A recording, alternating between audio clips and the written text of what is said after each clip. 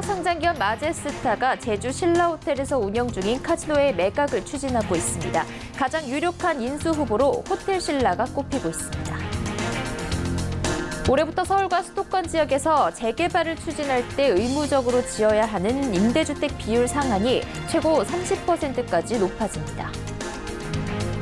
산업은행 등 채권단은 아시아나항공에 1조 6천억 원 규모의 자금 지원을 결정했습니다.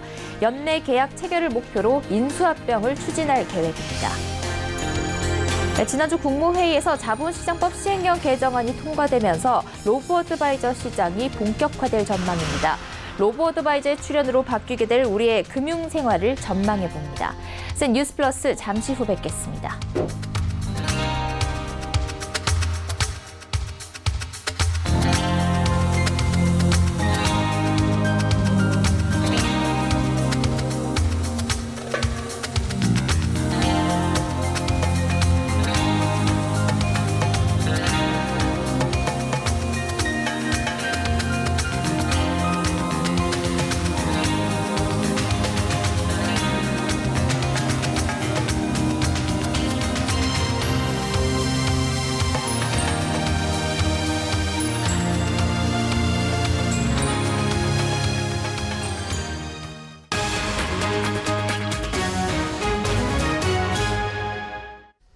시청자 여러분 안녕하십니까? 센 뉴스플러스 양한나입니다.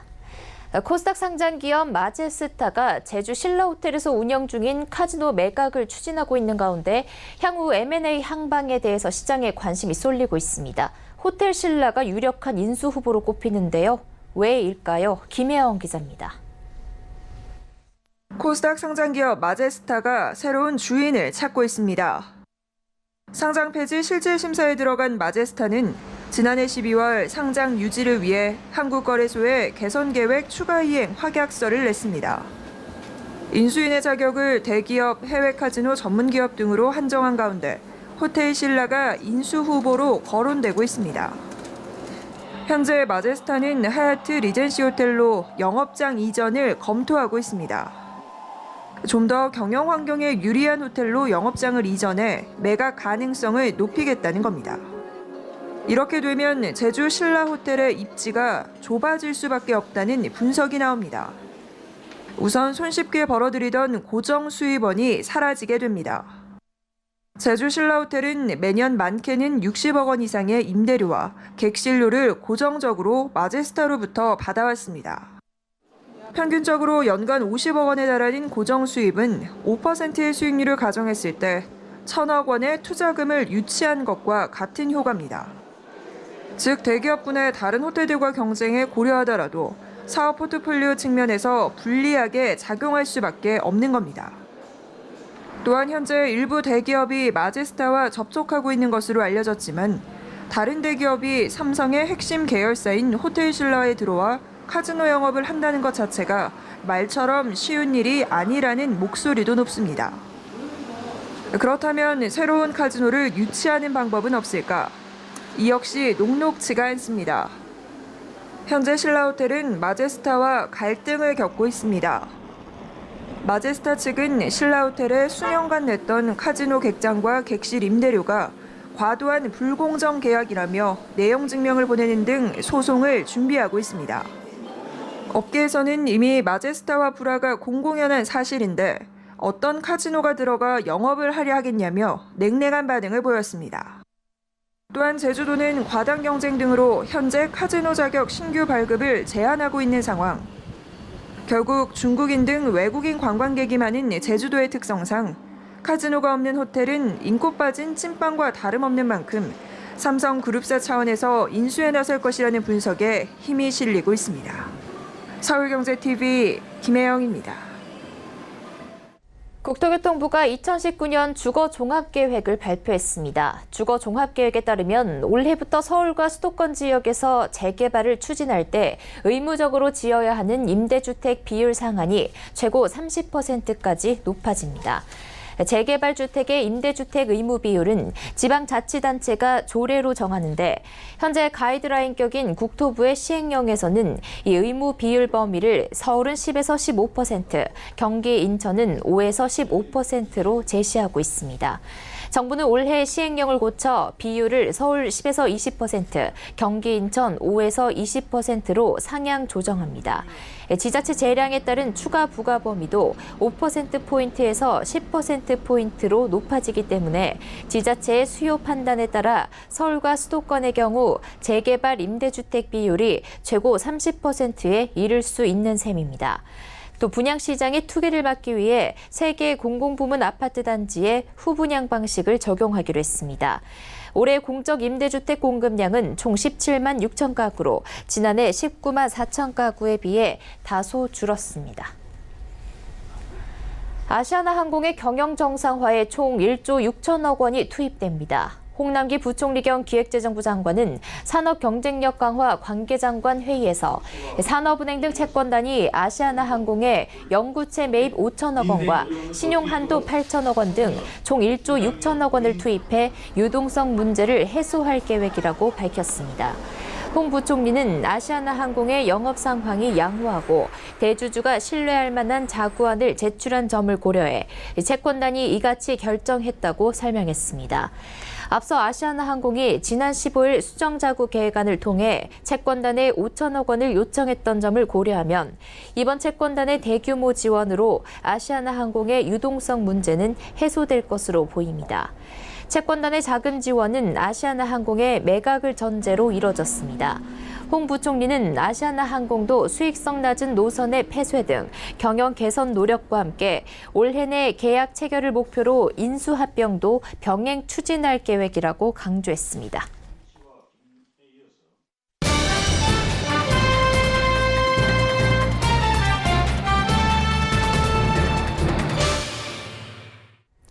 사람이 아니라 로봇이 펀드를 운용하는 세상이 성큼 다가오고 있습니다.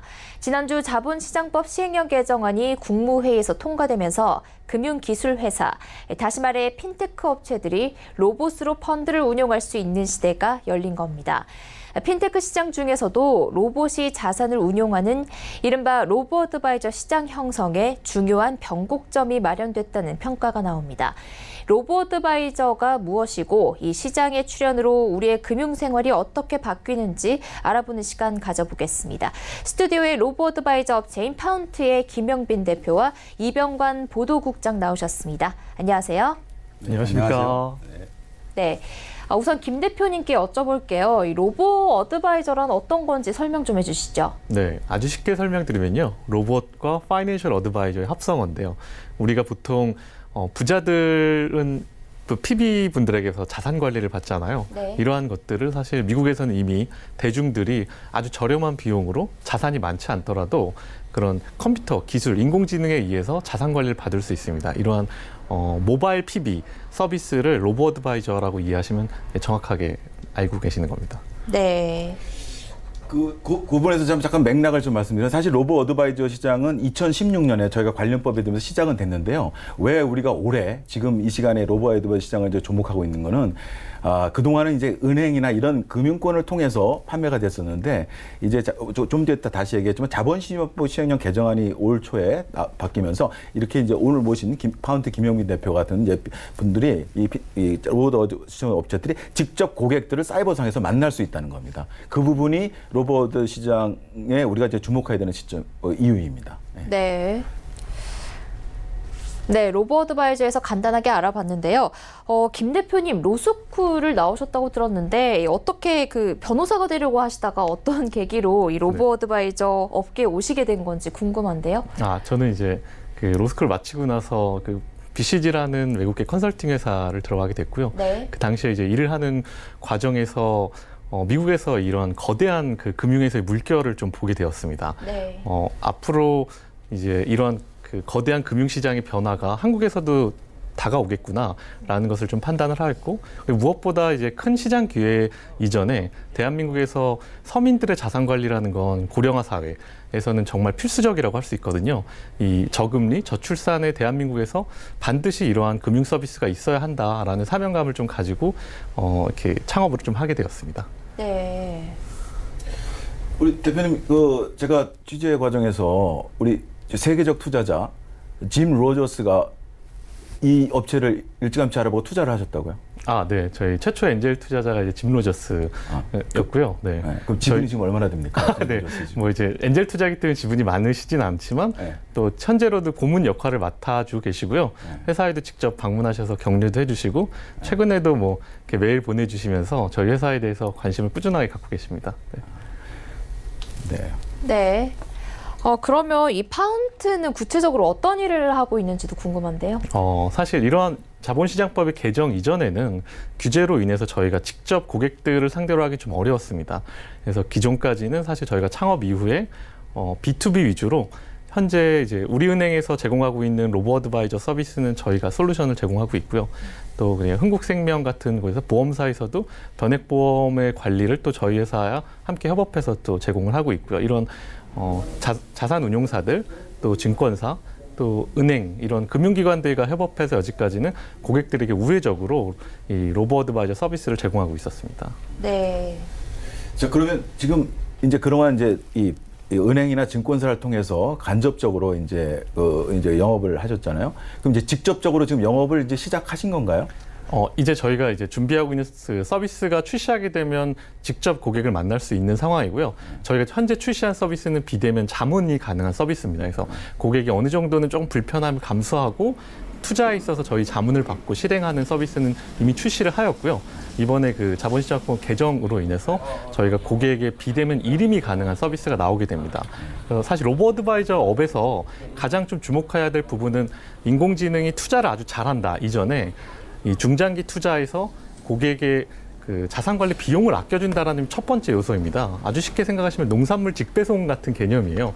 여지까지 저희 많은 그 금융 소비자들은 판매 수수료를 지불해야 되고요. 이제 비싼 운영 수수료를 지불해야 하는데 저희는 이제 판매 수수료를 아예 0으로 만들어 버리고 운영 수수료는 절반 이하로 낮추게 됩니다. 그래서 특히 연금과 같은 개인연금, 퇴직연금 같은 이런 장기 상품에서는 1%의 비용, 2%의 비용을 아끼게 되면 10년 뒤, 20년 뒤에는 심지어 2배 이상의 차이가 날 수 있는 큰 효과를 가져오게 됩니다. 그래서 이러한 로보어드바이저 서비스에서 저희가 지향하는 것은 더 저렴한 비용으로 더 양질의 서비스를 이제까지 자산관리 소외된 사람들한테 주는 것이 목적이고 그러한 서비스가 올해 이제 연말에 저희는 출시를 계획하고 있습니다.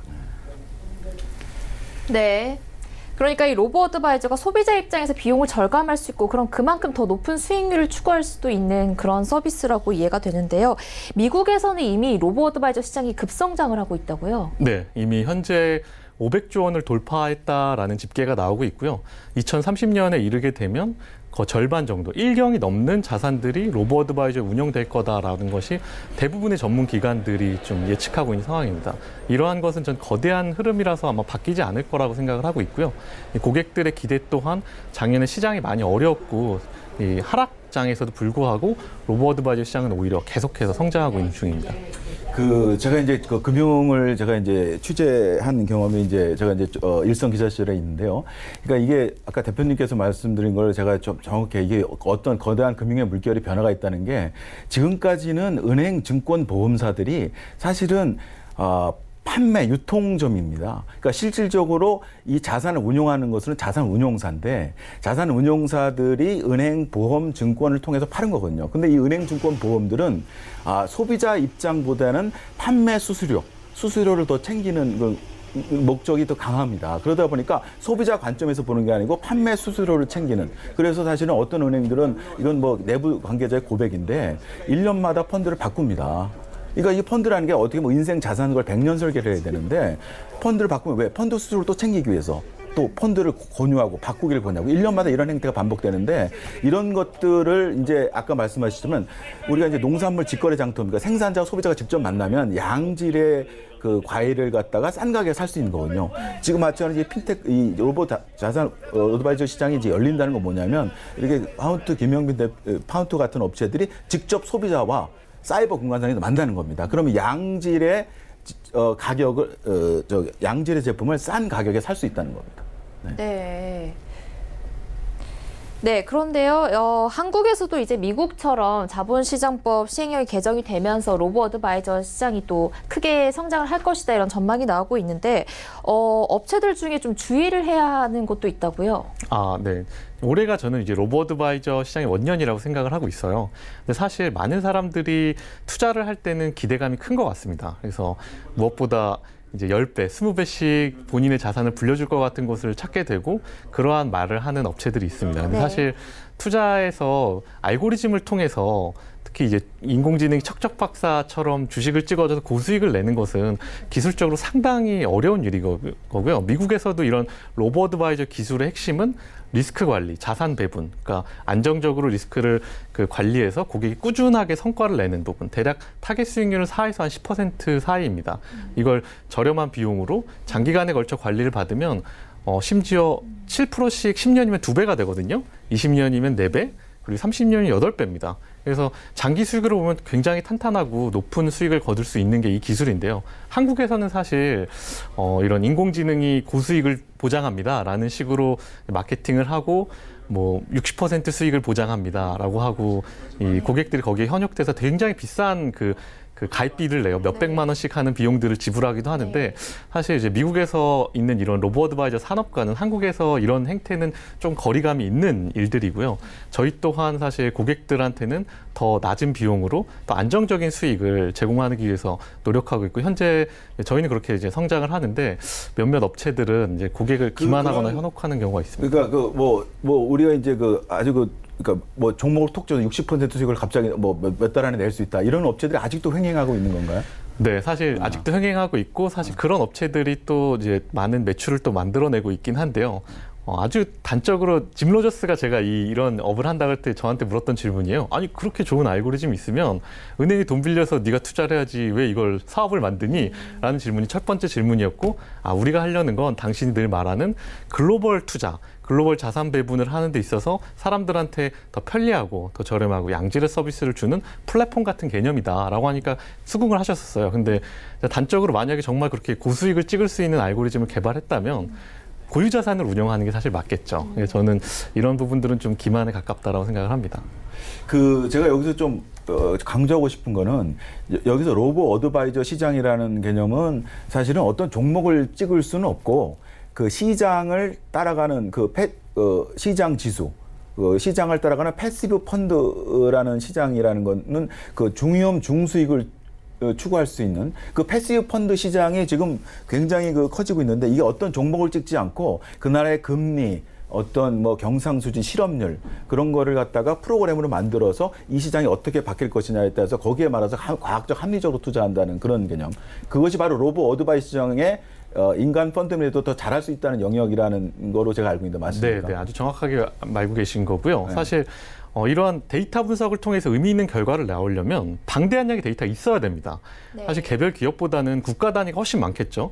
뭐 국가 단위 매크로 지표들은 정말 무수하게 많은 지표들이 있고 그런 것들은 분석할 수 있는 결과들이 또 신뢰감 있는 결과를 내거든요. 그래서 이 로보 어드바이저는 이런 패시브 펀드들의 시장과 성장을 괴를 같이 하고요. 지수형 상품들. 그래서 아주 쉽게 생각하시면 기업에 투자하는 게 아니고요. 한 국가도 아닌 여러 개의 국가들의 분산 투자하는 것이 로보 어드바이저 기술이고 글로벌 자산 배분을 통한 꾸준한 성장이 이 성과의 핵심이라고 보시면 됩니다. 네. 제가 한 말씀. 제가 실제로 좀 관련 자료를 갖고 왔는데요. 이 인덱스, 그러니까 이런 시장의 시장 지수나 국가에 투자하는 이런 그러니까 펀드를 갖다가 아까 말씀드린 패시브 펀드라는데 어떤 종목, 개별 종목이 굉장히 급변하거든요. 이제 4차 산업혁명 기술을 말하는데 어떤 종목이 얼마나 잘 나갈지 정말 뭐 규제라든지 시장 환경이라든지 알 수가 없거든요. 그런데 국가나 시장 지수에 투자하는 거는 굉장히 과학적 합리적으로 접근할 수 있는데 바로 그것이 로보 어드바이저에 아주 적합한 그런 시장이라고. 근데 그런 인덱스 펀드 실제로 수익이 굉장히 좋아요. 제가 이제 5년간 수익률을 봤는데 주로 사람이 하는 그런 액티브 주식, 개별 종목에 투자하는 펀드가 우리가 국내 이게 자료인데 5년 기준으로 보니까 액티브 펀드의 수익률은 9.71%, 5년 수익률 9.71인데 이런 인덱스 시장에 투자하는 펀드는 16.52%로 2배 이상 가더라고요. 네. 바로 이것이 바로 로보 어드바이스 시장 이제 원년이라고 네. 하는 그런 의미를 붙이는 네. 대표님께서 하시는 말씀이었습니다. 네. 이 국장께서 올해가 로보 어드바이저 시장 원년이라고 방금 표현을 해주셨는데요. 이 파운트 기업의 올해 계획과 비전은 또 어떻게 되는지 궁금합니다. 네. 현재 저희는 이제 그 다른 금융기관과 협업해서 고객이 저희와 계약한 기준으로는 1,400억 정도의 이제 그 자금을 운용하고 있고요. 그래서 업계에서는 1위입니다. 향후 저희는 이 그 금융기관들의 솔루션을 제공하는 것에 그치지 않고 직접 고객들에게 가장 좋은 양질의 서비스를 제공하기 위해서 노력을 하려고 합니다. 그리고 그 구체적인 노력의 방법 중에서는 현재 고객들은 사실 금융 정보에 대해서 많은 부분이 사실 차단이 되세요. 특히 이제 자산이 적은 분들은요. 저희는 고객들에게 단지 투자뿐만이 아니라 그 돈을 모으는 데 있어서 어떻게 돈을 모을 수 있는지, 그리고 습관을 길러주고, 그리고 절세, 그리고 이제 향후에는 종합자산관리 측면에서 보험이라든가 모든 부분에서 나의 자산을 믿고 맡길 수 있는 서비스로 저희는 진화하려고 하고요. 그래서 궁극적으로 저희 회사의 미션이고 비전은 이제 모든 사람들의 경제적 자유를 실현하기 위해 구체적인 해결책을 제시하자인데요. 이것이 가능한 인공지능 모바일 PB 서비스가 되는 것이 저희의 목표이고 향후 계획입니다. 네. 네, 로보 어드바이저 시장 전망에 대해서 파운트의 김영빈 대표와 이병관 보도국장과 말씀 나눠봤습니다. 감사합니다.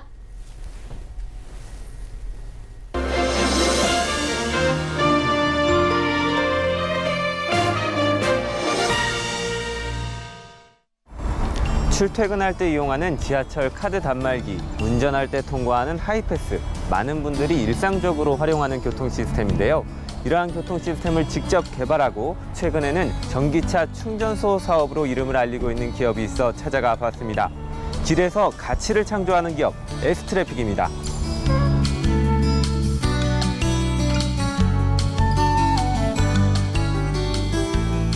S트래픽은 지난 2013년 설립한 교통솔루션 전문 업체로 삼성 SDS의 교통사업부 임직원들이 합심해 만든 기업입니다. S트래픽의 사업은 크게 4가지로 나누어 볼 수 있습니다. 삼성 시절부터 발전시켜온 도로교통 솔루션과 철도교통 솔루션, 신사업인 전기차 충전소와 교통카드 시스템 등입니다. 먼저 도로교통 솔루션의 경우 S트래픽은 우리가 차를 타고 가다 흔히 볼 수 있는 기계식 요금징수 시스템과 하이패스 시스템 등을 최초 개발해 높은 점유율을 갖고 있습니다. 기계식 요금징수 시스템의 경우 약 82%, 하이패스 등 전자식 시스템의 경우 약 31%의 시장 점유율을 기록하고 있습니다. 지난 2016년에는 뉴 하이패스 시스템을 국내 최초로 개발해 현재 상용화를 진행 중입니다. 스마트 톨링이라고도 불리는 뉴 하이패스란 하이패스용 출구를 통과해야 했던 기존 방식과 달리 도로 전체를 센서로 인식해 출구를 만들지 않고도 차량을 인식하고 요금을 징수할 수 있도록 만든 시스템입니다. 기존 대규모 요금 징수 게이트처럼 인력이나 관리 비용이 따로 들지 않아 효율성이 높습니다. 지난 2016년 천안 논산고속도로와 신대구 부산고속도로, 제2영동고속도로, 서울 춘천고속도로에 설치됐으며 2017년에는 남해고속도로 서영암과 남순천, 경부고속도로 북대구 톨게이트 등에도 설치됐습니다. S트래픽은 현재 뉴 하이패스 등 기술을 활용해 자율주행 시대를 위한 도로통신 인프라 구축 사업을 추진하고 있습니다. 이른바 차세대 지능형 교통체계 사업으로 중앙센터를 거쳐 통신하는 기존의 방식에서 벗어나 도로와 차량이 실시간 양방향 통신이 가능하도록 만드는 사업입니다. 철도교통사업 부문에서는 철도 신호 시스템 사업과 스페인 등 해외로 수출하고 있는 수직형 스크린도어 사업을 진행 중입니다. 이에 더해 LTE망을 활용해 철도와 관제센터, 역을 연결해 실시간 통신을 가능하게 하는 LTE-R 솔루션 구축에도 힘쓰고 있습니다. S트래픽 측은 새로운 교통 솔루션을 꾸준히 개발할 수 있는 동력으로 사람을 꼽았습니다. 현재 S트래픽은 경력 10년 이상 전문 인력이 70% 이상을 차지하고 있습니다. 핵심 인재가 저희들의 가장 큰 경쟁력이라고 생각을 합니다. 대부분의 직원들은 10년 이상의 경력들을 보유를 하고 있고 특히 연구소 인력들은 전체 인력의 30% 이상을 저희들이 보유를 하고 있습니다. 많은 사람들이 매일 이용하는 지하철 카드 단말기도 S트래픽이 개발한 제품입니다. S트래픽은 서울 지하철 279개 전 역의 교통카드 시스템을 구축, 운영하고 있으며 2027년 12월까지의 운영권을 확보한 상태입니다. 카드 단말기를 이용한 광고 사업도 진행 중인 S트래픽은 앞으로 교통 데이터를 활용한 빅데이터 사업과 택시, 버스카드 사업까지 진출할 계획입니다. 인도 등 해외로도 교통카드 시스템을 수출하고 있는데 카드 단말기뿐만 아니라 발급기와 출입구까지 현지용으로 개발해 납품하고 있습니다. 최근 S트래픽이 가장 두각을 나타내고 있는 분야는 전기차 충전소 사업입니다. 지난 2017년 전기차 충전소 사업을 시작한 지 1년 만인 지난해 환경부 지정 전기차 충전 사업자로 선정됐고 산업통상자원부가 지정하는 전기차 충전 사업자에도 뽑혔습니다. 지난 6월에는 이마트와 협업해 2021년까지 전국 140개 이마트 매장에 약 1,100기의 전기차 충전소를 구축할 계획을 마련했습니다. 특히 이마트에 설치되는 전기차 충전소에는 S트래픽의 하이패스, 번호인식 솔루션을 적용해 편의성을 더했습니다. 기존 전기차 충전소는 회원 인증과 카드 결제 절차를 반드시 거쳐야 했지만 이마트 충전소의 경우 충전소가 차량을 자동으로 인식하고 사용자는 결제 방식만 선택하면 바로 충전이 가능합니다. 기아자동차의 전기차 공용 충전 서비스 파트너사로도 선정된 S트래픽은 작년 11월 편의점 CU를 운영하는 BGF 리테일과도 업무 협약을 체결해 올해부터 전국 약 13,000여 개 CU 매장에 단계적으로 충전소를 설치하기로 했습니다. 현재 2019년 3월 기준으로 전국에 급속 충전기를 250대 구축하고 완료했습니다. 국내 민간 기업 중에는 가장 많은 구축 레퍼런스를 보유하고 있습니다. S트래픽은 2020년까지 전기차 충전기를 600기 이상 설치해 국내 대표 전기차 사업자 자리를 굳히고 글로벌 교통 솔루션 기업으로 도약하기 위해 노력하겠다는 목표를 갖고 있습니다. 서울경제TV 김성훈입니다.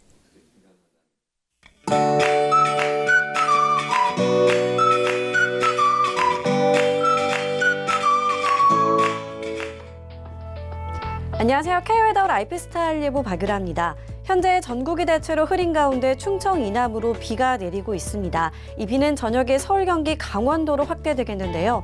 비양은 충청 이남은 20에서 50, 많은 곳은 남해안과 지리산 부근, 제주 산간에 100mm 이상이 되겠고요. 그 밖에 서울, 경기, 강원도에 10에서 30mm가 되겠습니다. 이 비는 내일 서쪽부터 그치기 시작해 늦은 오후에는 대부분 그치겠습니다. 한편 비가 와도 기온은 평년 기온을 웃돌며 다소 덥겠습니다. 서울의 아침 기온 15도, 한낮에는 23도로 예년보다 4도에서 6도가량 높겠습니다. 내일은 남부지방에서 동진하는 저기압의 영향을 받다가 차차 벗어나겠습니다. 다음은 자세한 지역별 날씨입니다. 중부지방의 비는 아침에 대부분 그치겠습니다. 아침 기온 15도 안팎으로 포근하겠고 낮에는 20도 선을 웃돌겠습니다. 동해안 비가 내리다 오후부터 차츰 그쳐가겠습니다. 낮 최고기온 강릉 19도, 속초 18도로 선선하겠습니다. 남부지방 흐린 가운데 비가 내리다 늦은 오후에 대부분 그치겠습니다. 낮 동안 전주 20도, 대구 22도로 예년 기온을 웃돌겠습니다. 전해상으로 비가 오겠고요. 천둥과 함께 벼락이 치는 곳이 있겠습니다. 물결은 남해와 동해상으로 최고 3m까지 높게 일겠습니다. 목요일과 금요일 사이 전국에 또 한 차례 비 소식이 있고요. 비가 그친 뒤에는 예년 이맘때 정도의 봄 날씨를 되찾겠습니다. 기상정보였습니다. 센 뉴스 플러스 여기까지입니다. 시청해주신 여러분 고맙습니다.